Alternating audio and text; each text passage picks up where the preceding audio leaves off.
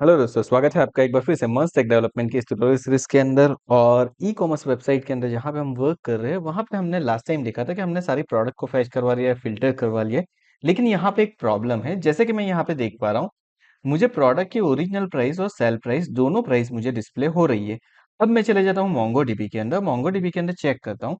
जैसे कि हमारी सेकंड वाली प्रोडक्ट है, तो सेकंड वाली प्रोडक्ट की जो सेल एंड डेट है वो 2024 9/30, यानी कि 30 सितंबर को ही ये एंड हो चुका है 2024 के अंदर। बट स्टिल मुझे यहाँ पे जो प्राइस दिखा रही है वो सेल प्राइस दिखा रही है।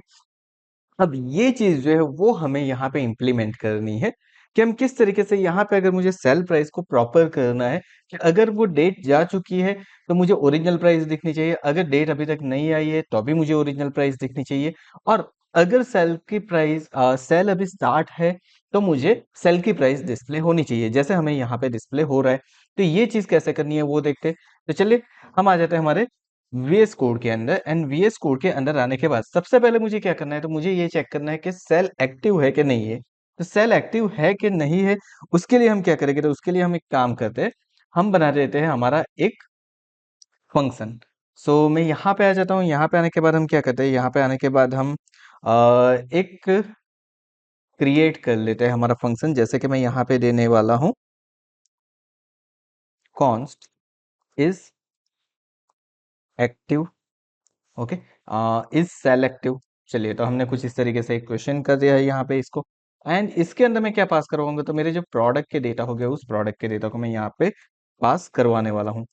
ऑफ करके मैं कुछ इस तरीके से यहाँ पे कर देता हूँ। नाउ अब सबसे पहले मुझे क्या चाहिए, तो मुझे सेल की डेट चाहिए। सो यहाँ पे हम क्या कर सकते हैं, तो सबसे पहले मुझे सेल की डेट चाहिए, तो मैं यहाँ पे दे सकता हूँ लाइक प्रोडक्ट डॉट डॉट करने के बाद हमारे मोंगो डीबी के अंदर जो उसकी स्टार्ट डेट है, यानी कि प्रोडक्ट सेल स्टार्ट डेट। चलिए, तो हम यहाँ पे लिख देते हैं प्रोडक्ट सेल स्टार्ट डेट। यहाँ पे मैंने कर दिया और यहाँ पे मैं सेल स्टार्ट डेट कर देता हूँ। देन अब मुझे क्या चाहिए, मुझे चाहिए सेल का एंड डेट। सो मैं यहाँ पे सेल एंड डेट कर देता हूँ। एंड हम एक बार मोंगोडीबी के अंदर चेक कर लेते हैं कि हमने नाम क्या दिया हुआ है। प्रोडक्ट सेल एंड डेट जो हमने यहाँ पे कर दिया है वही चीज रहेगी। तो हमने ये दो डेट तो क्रिएट कर ली। एंड साथ में मुझे क्या चाहिए, मुझे थर्ड डेट जो चाहिए वो चाहिए मुझे और करंट डेट। आप इससे टुडे दे सकते हो, नाउ दे सकते हो, it is up to you. और इसके अंदर लिख देना है सिर्फ न्यू डेट। तो चलिए, इस तरीके से मैंने क्या कर दिया, यहाँ पे तीन डेट ले ली है। स्टार्ट डेट ले ली, एंड डेट ले ली, और आज की डेट हमने यहाँ पे गेट करवा ली है। नाउ नाउ व्हाट, अब मुझे यहाँ पे क्या करना है, अब मुझे यहाँ से कंडीशन चेक करनी है और उस कंडीशन की वैल्यू को रिटर्न करवाना है। सो मैं यहाँ पे लिख दूंगा रिटर्न। एंड देन इसके बाद मैं यहाँ पे लिखूंगा टुडे इज ग्रेटर देन और equal to sale start date. यानी कि अगर आज की जो डेट है वो स्टार्ट डेट से ज्यादा है या इक्वल्स है, ओके, तो वो ट्रू रिटर्न करेगा। एंड एंड साथ में मैं ये एंड एंड लिख रहा हूं, यानी कि अगर दूसरी कंडीशन मेरी ये है कि मैं अगर यहाँ पे टुडे ले लेता हूं and today is less than और equal to sale end date, आज की जो डेट है वो सेल एंड डेट से कम है या इक्वल से, अगर ये कंडीशन मेरी मैच हो जाती है तो वो क्या करेगा, वो सिंपली ट्रू रिटर्न कर देगा। अगर ये कंडीशन मैच नहीं करेगी तो वो फॉल्स रिटर्न कर देगा। तो सिंपली हमने यहाँ पे सेल एक्टिव है कि नहीं एक्टिव है वो हमने यहाँ पे चेक करवा लिया है। ओके, सो पहली तो मैंने यहाँ पे इस सेल एक्टिव की कंडीशन क्रिएट करके रख दी है। नाउ अब नेक्स्ट मुझे क्या करना है, अब ये जो चीज है वो मुझे कंडीशन के अकॉर्डिंग मुझे मेरी प्राइसिंग यहाँ पे डिस्प्ले करवानी है, जो कि हमने यहाँ पे ऑलरेडी हमारी प्राइसिंग को डिस्प्ले करवा के रखा हुआ है। तो हम यहाँ पे करेंगे, किस तरीके से करना है वो देखते हैं। सो बेसिकली मैं यहाँ पे कुछ इस तरीके से लिखने वाला हूँ। सबसे पहले हम ले लेते हैं कर्ली ब्रैकेट, कर्ली ब्रैकेट के अंदर लिख देते हैं इज सेल एक्टिव। एंड उसके अंदर क्या करते हैं, उसके अंदर हम हमारी प्रोडक्ट को पास करवा देते हैं, यानी कि उसकी प्रोडक्ट का डेटा उसे मिल जाएगा। चलिए, तो मैंने यहाँ पे प्रोडक्ट को पास करवा दिया। एंड देन यहाँ पे मैं लिखता हूँ एंड एंड प्रोडक्ट डॉट, हाँ, अब ये चीज जरूरी है। ये चीज क्यों जरूरी है वो मैं समझाता हूँ। तो मैं यहाँ पे लिखूंगा product sale price.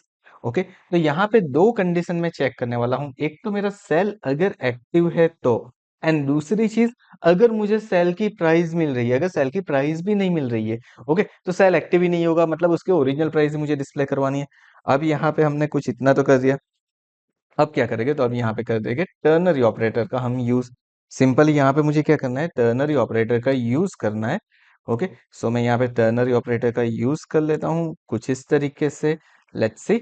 So now अगर कंडीशन मेरी मैच करती है तो मैं क्या करता हूँ, तो मैं यहाँ पे सबसे पहले तो मेरा पेरेंट टैग क्रिएट कर देता हूँ। एंड पेरेंट टैग क्रिएट करने के बाद हम क्या करते हैं, तो हमारा जो यहाँ पे स्पान टैग है, वो पूरे स्पान टैग को यहाँ से कट करके यहाँ पे कर देते हैं पेस्ट।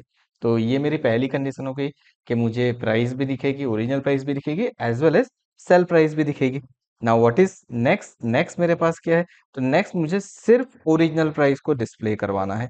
ओके, सो अगर मुझे सिर्फ ओरिजिनल प्राइस को ही डिस्प्ले करवाना है, तो उस कंडीशन में हम क्या करेंगे, तो उस कंडीशन के अंदर हमारे पास बहुत ही सिंपल है।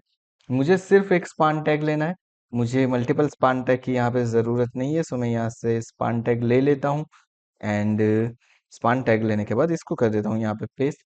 अब यहाँ से मेरी स्टाइल निकल जाएगी, जो हमने टेक्स्ट डेकोरेशन दे के रखा है वो हम निकाल देते हैं, उसकी जगह पे हम कर देते हैं फॉन्ट वेट। चलिए, एंड इसको मैं कर देता हूँ बोल्ड, लाइक दिस। सो सी, यहाँ पे हमारी कंडीशन सेट हो चुकी है ना। वो हमें चेक करना है कि हमें प्रोडक्ट की सेल प्राइस डिस्प्ले हो रही है या नहीं हो रही है, मुझे प्रोडक्ट की ओरिजिनल प्राइस डिस्प्ले हो रही है या नहीं हो रही है, और वो परफेक्टली वर्क कर रहा है कि नहीं कर रहा है। ओके, तो चले जाते हैं हमारे वेब ब्राउजर के ऊपर और एक बार चेक कर लेते हैं कि ये सारी कंडीशन हमारी मैच कर गई है कि नहीं कर गई है।